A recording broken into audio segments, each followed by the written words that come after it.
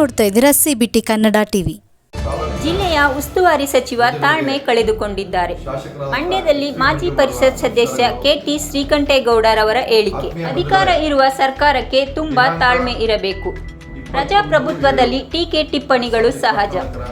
ಕುಮಾರಸ್ವಾಮಿ ಅವರ ಬಗ್ಗೆ ಮಾತನಾಡುವುದು ಸರಿಯಲ್ಲ. ಅಧಿಕಾರದಲ್ಲಿರುವವರು ಯಾವತ್ತೂ ತಾಳ್ಮೆ ಕಳೆದುಕೊಳ್ಳಬಾರದು. ಪಾಂಡವಪುರದ ಕಾರ್ಯಕ್ರಮ ಪೂರ್ವ ನಿಗದಿತ ಕಾರ್ಯಕ್ರಮ. ತಮಿಳುನಾಡಿಗೆ ನೀರು ಹೋಗ್ತಿದೆ, ಮೇಕೆದಾಟು ಕಟ್ಟಿಸಿ ನೀರು ಉಳಿಸಿ. ತಮಿಳುನಾಡಿನ ರೀತಿ ಅಟಕ್ಕೆ ಬಿಟ್ಟು ಹೋರಾಟ ಮಾಡಿ. 4-5 ದಿನಗಳಿಂದ ನಾನು ಮಾಧ್ಯಮಗಳನ್ನು ಸೂಕ್ಷ್ಮವಾಗಿ ಗಮನಿಸ್ತಾ ಇದ್ದೇನೆ. ಪತ್ರಿಕೆಗಳು ಯಾಕೋ ಏನೋ ನಮ್ಮ ಜಿಲ್ಲೆ ಉಸ್ತುವಾರಿ ಸಚಿವರು ತಾಳ್ಮೆಯನ್ನು ಕಳ್ಕೊಳ್ತಾ ಇದ್ದಾರೆ.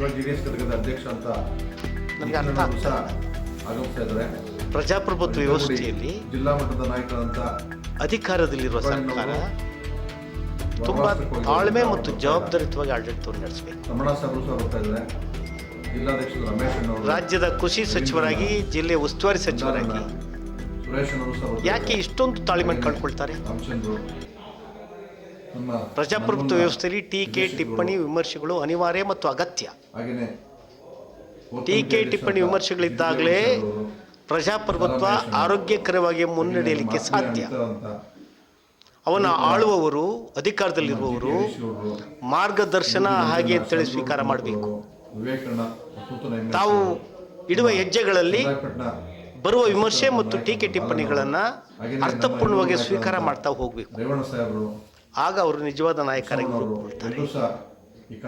ವಿರೋಧ ಪಕ್ಷದಲ್ಲಿ ಇರುವಂಥವ್ರನ್ನ, ಉಸ್ತುವಾರಿ ಸಚಿವರಾಗಿ ಕೆಲಸ ಮಾಡಿದಂಥವ್ರನ್ನ, ಲೋಕಸಭಾ ಸದಸ್ಯರಾಗಿ ಕೆಲಸ ಮಾಡಿದಂಥವ್ರನ್ನ, 3-4 ಬಾರಿ ಶಾಸಕರಾಗಿದ್ದಂಥವ್ರನ್ನ ಏಕವಚನದಲ್ಲಿ ಹಗುರವಾಗಿ ಮಾತಾಡುವಂಥದ್ದು ಅವರಿಗೆ ಶೋಭೆ ತರುವ ವಿಚಾರ ಅಲ್ಲ. ಮತ್ತು ತಾವೇ ಹಾಗೆ ಮಾತಾಡಿ ಪದೇ ಪದೇ ಮಂಡ್ಯ ಮತ್ತು ಎಲ್ಲೆಲ್ಲ ಪತ್ರಿಕಾಗೋಷ್ಠಿ ನಡೆಸುವಂಥದ್ದು ಒಳ್ಳೆಯದು. ನಾನು ಈ ಮೂಲಕ ಅವರಿಗೆ ತಿಳಿ ಹೇಳ ಬಯಸ್ತೇನೆ ಮತ್ತು ಎಚ್ಚರಿಕೆ ಕೊಡ ಬಯಸ್ತೇನೆ. ಈ ನಡವಳಿಕೆಗೆ ನೀವು ತಿಲಾಂಜಲಿಯಲ್ಲೇ ಹೇಳಿ.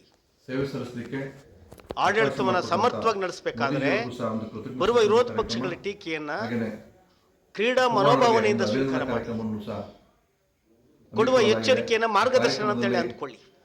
ಅದು ಬಿಟ್ಟು ತಾವೇ ಬೀದಿಯಲ್ಲಿ ನಿಂತು ಹಗುರವಾಗಿ ಮಾತನಾಡಿದ್ರೆ ನಿಮ್ಮ ಅಸ್ತಿತ್ವಕ್ಕೆ ಅದು ಕಳಂಕವನ್ನು ತರ್ತದೆ. ನಿಮ್ಮ ಜವಾಬ್ದಾರಿ ಹುದ್ದೆಗೆ ಕಳಂಕವನ್ನು ತರ್ತದೆ. ಅಧಿಕಾರದಲ್ಲಿರುವವರು ಯಾವತ್ತೂ ತಾಳ್ಮೆಯನ್ನು ಕಳೆದುಕೊಳ್ಳಬಾರದು. ಹಾಗಾಗಿ ಅವರ ಆ ಹೇಳಿಕೆ ಮತ್ತು ನಮ್ಮ ಮೈಸೂಗರ್ ಕಂಪನಿಯ ಅಧ್ಯಕ್ಷರು, ಜಿಲ್ಲಾ ಕಾಂಗ್ರೆಸ್ ಅಧ್ಯಕ್ಷರು ಕಾರ್ಖಾನೆ ಚಾಲೂ ಮಾಡಬೇಕಲ್ಲ, ಬೆಂಕಿ ಹೆಚ್ಚಾಯ್ತಲ್ಲ, ಕಬ್ಬು ನುರಿಸ್ಬೇಕಲ್ಲ, ಆ ಕಡೆ ಗಮನ ಕೊಡಿ ಸ್ವಾಮಿ, ಗಮನ ಕೊಡಿ. ಭಾಳ ಕಷ್ಟಪಟ್ಟು ಸದನದಲ್ಲಿ 4 ಬಾರಿ ಹೋರಾಟ ಮಾಡಿ ಮೈಸೂರು ಸಕ್ಕರೆ ಕಾರ್ಖಾನೆಯನ್ನು ಸರ್ಕಾರಿ ಜವಾಬ್ದಾರಿ ಉಳಿಸಿದ್ದೀವಿ. ಅದಕ್ಕೊಂದು ಕಾಯಕಲ್ಪ ಕೊಡಬೇಕಲ್ಲ ಈಗ ನೀವು. ಹೌದು, ಕುಮಾರಸ್ವಾಮಿಯವರು ಮುಖ್ಯಮಂತ್ರಿಗಳು ದೆಹಲಿಯಲ್ಲಿ ಸಭೆ ಕರೆದಾಗ ಹೋಗ್ಲಿಲ್ವಾ? ಆ ಸಭೆಗಳು ಅಟೆಂಡ್ ಆಗಲಿಲ್ವಾ? ಅವ್ರ ಜೊತೆಗೆ ಚರ್ಚೆ ಮಾಡಿ ಬರಲಿಲ್ವಾ?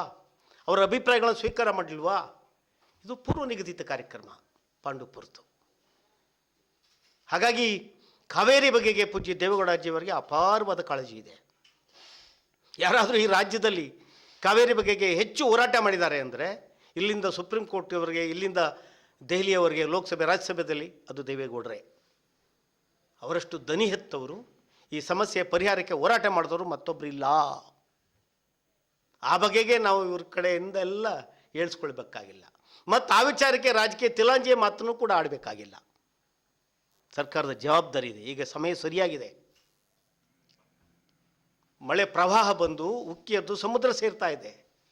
ಮೇಕೆದಾಟು ನಿರ್ಮಾಣಕ್ಕೆ ಸಕಾಲ ಪ್ರಸ್ತಾವನೆಯನ್ನು ಸಲ್ಲಿಸಿ ಸಂಬಂಧಪಟ್ಟವ್ರನ್ನ ಭೇಟಿಯಾಗಿ ತಮಿಳುನಾಡು ಸರ್ಕಾರ, ಕೇಂದ್ರ ಸರ್ಕಾರವನ್ನು ಮೇಕೆದಾಟು ಮಾಡಿ, ಈಗ ಸಮುದ್ರಕ್ಕೆ ಹೋಗೋ ನೀರು ಮೇಕೆದಾಟಿನಲ್ಲಿ ಉಳಿದಿದ್ರೆ ನಮಗೆ ತಮಿಳುನಾಡಲ್ಲಿ ಬರೋದು ಇಲ್ಲ. DPRಗೆ ಅನುಮತಿ ಕೊಟ್ಟು DPRನ ಕುಮಾರಸ್ವಾಮಿಯವರೇ DPRಗೆ ಅನುಮತಿ ತಂದದ್ದು ಅವ್ರು ಮುಖ್ಯಮಂತ್ರಿ ಆಗಿದ್ದಾಗ. ಈಗ ಇವ್ರು ಹೋಗಿ ಪ್ರಸ್ತಾವನೆ ನಾವು ಮಣೆಕಟ್ಟು ಕಟ್ಟಲಿಕ್ಕೆ ತಮಿಳುನಾಡಿನವ್ರದ್ದು ಏನು ಖ್ಯಾತೆ ಇದೆ, ಅವರು ಕೋರ್ಟು ಅಂತಾರೆ, ಅವ್ರನ್ನ ಕನ್ವಿನ್ಸ್ ಮಾಡಬೇಕು. ನೋಡಿ, ಮೇಕೆದಾಟು ಕಟ್ಟುವಂಥದ್ದು ಗಡಿ ಭಾಗದಲ್ಲಿ, ಅದರಿಂದ ಹೆಚ್ಚು ನೀರನ್ನು 40-45 TMC ಸಂಗ್ರಹ ಮಾಡ್ತೀವಿ. 90 ಭಾಗ ನೀರು ನಿಮಗೆ ಸಿಗ್ತದೆ.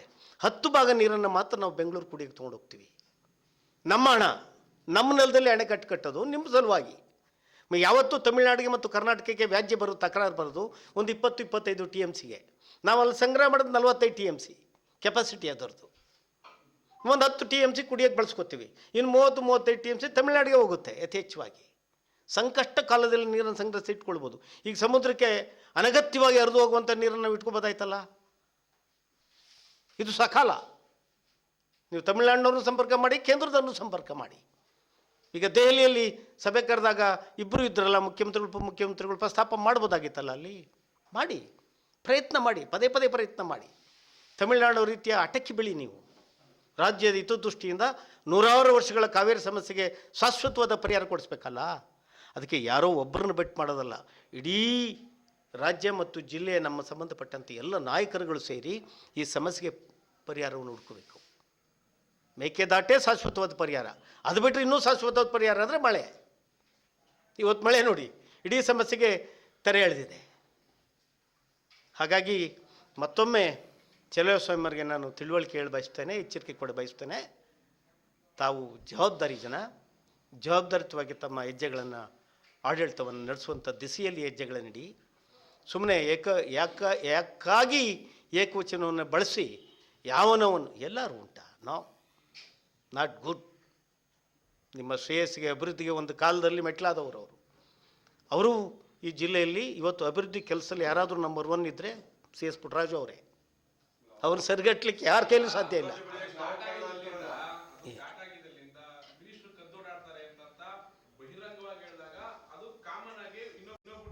ನಮ್ಮ ಪಕ್ಷದವ್ರು 3 ಜನ ಹೋಗಿದ್ರು.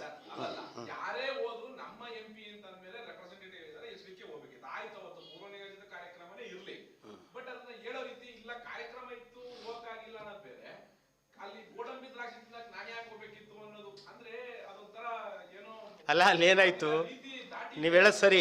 3 ದಿನಗಳಿಂದ ನೀರಾವರಿ ಸಚಿವರು ಯಾವ ಕಾರಣಕ್ಕೂ ನೀರು ಬಿಡಲ್ಲ ಅಂದರು. ಆಮೇಲೆ ಆ ಸಭೆಯಲ್ಲಿ ಎಲ್ಲ ಪಕ್ಷನೂ ಒಪ್ಪಿಸ್ಕೊಂಡ್ಬಿಟ್ರು ನೀರು ಬಿಡಕ್ಕೆ.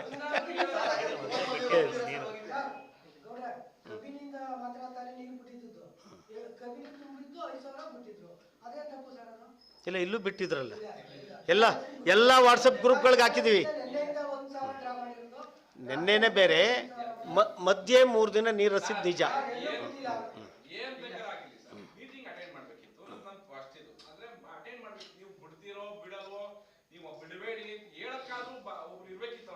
ಆಯ್ತು, ನಿಮ್ಮ ಸಲಹೆ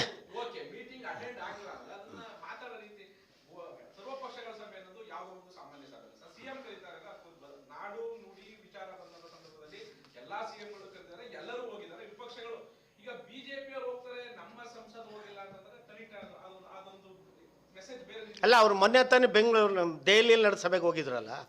ಹಾಗಾಗಿ ನಿಮ್ಮ ಸಲಹೆಯನ್ನು ಸ್ವೀಕಾರ ಮಾಡೋಣ. ಮಂಜಣ್ಣ, ನಿಮ್ಮ ಸ್ನೇಹಿತರು ಕೊಡೋ ಸಲಹೆಯನ್ನು ಸ್ವೀಕಾರ ಮಾಡೋಣ. ಮತ್ತು ನಾನು ಹೇಳ್ತೀನಿ, ಜಿಲ್ಲೆಯ ಯಾವುದೇ ರಾಜಕೀಯ ಪಕ್ಷದ ಮುಖಂಡರುಗಳು ತಾಳ್ಮೆಯಿಂದ ಈ ಜಿಲ್ಲೆಯ ಹಿತದೃಷ್ಟಿಗೆ ಹೆಜ್ಜೆಗಳನ್ನು ಇಡಬೇಕು, ನಿರ್ಣಯಗಳನ್ನು ತಗೊಳ್ಬೇಕು. ಕಾದಾಡುವ ಮನಸ್ಥಿತಿಯನ್ನು, ಕಂದಕಗಳನ್ನು ನಿರ್ಮಾಣ ಮಾಡುವಂಥದ್ದಕ್ಕೆ ತಿಲಾಂಜಲಿಯನ್ನು ಆಡಬೇಕು. ಈ ಜಿಲ್ಲೆಯ ಒಟ್ಟು ಹಿತದ ದೃಷ್ಟಿಯಿಂದ ಯಾರು ಯಾವತ್ತು ಅಧಿಕಾರಕ್ಕೆ ಬಂದರೂ, ಅದು ರಾಜ್ಯದಲ್ಲಿರಲಿ ಕೇರಳದಿರಲಿ, ರಾಜ್ಯದ ಅಭ್ಯುದಯಕ್ಕೆ, ವಿಶೇಷವಾಗಿ ಕಾವೇರಿ ಸಮಸ್ಯೆಗೆ ಪರಿಹಾರ ಕೊಡುವ ದಿಸೆಯಲ್ಲಿ, ಗಮನ ಹರಿಸುವ ದಿಸೆಯಲ್ಲಿ ತಾವೆಲ್ಲ ಮುಂದಾಗಬೇಕು ಅಂತೇಳಿ ನಾನು ಮನವಿ ಮಾಡ್ತಾ, ಆ ಸಮಸ್ಯೆಗೆ ಇವತ್ತಿಗೆ ಅವರು ತಿಲಾಂಜಲಿ ಆಡಬೇಕು. ಮತ್ತು ಈ ಚರ್ಚೆ, ವಾಗ್ವಾದ, ಇಲ್ಲಿ ಪ್ರೆಸ್ ಮೀಟು, ಮದ್ದೂರಲ್ಲಿ ಪ್ರೆಸ್ ಮೀಟು, ಪಾಂಡವಪುರದಲ್ಲಿ ಪ್ರೆಸ್ ಮೀಟು ಇವು ಬೇಡ. ನೀವೆಲ್ಲ ಆರೋಗ್ಯಕರವಾಗಿ ಹೋಗಿ ಈ ಜಿಲ್ಲೆಯನ್ನು ಸಮರ್ಥವಾಗಿ 10 ದಿಕ್ಕಿನಿಂದ ಕಟ್ಟಿ ಅಂಥೇಳಿ ಆಶಿಸ್ತಾ ಈ ಪತ್ರಿಕಾಗೋಷ್ಠಿಯನ್ನು ಮುಗಿಸೋಣ. ಎಲ್ರಿಗೂ ನಮಸ್ಕಾರ.